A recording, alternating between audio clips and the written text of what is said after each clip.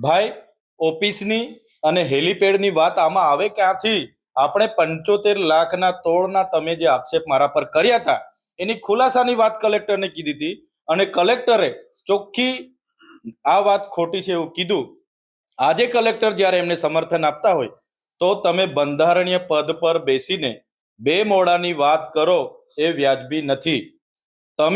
અમે જે માહિતી માંગી છે એ માહિતી તમે અમને આપી દો, અને અમે જે ખુલાસો માંગ્યો છે એ ખુલાસો પણ દિન સાતમાં કલેક્ટર શ્રી અમને આપે.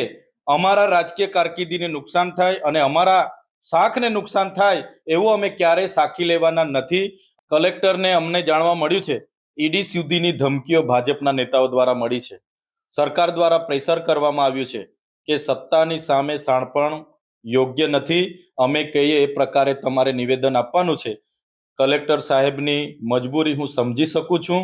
એનો દબાવ જે પ્રકારે કલેક્ટર સાહેબ પર નાખવામાં આવ્યો એ દબાવવશ થઈને આજે એમણે પોતાની વાત ફેરવી તોડવી પડી છે.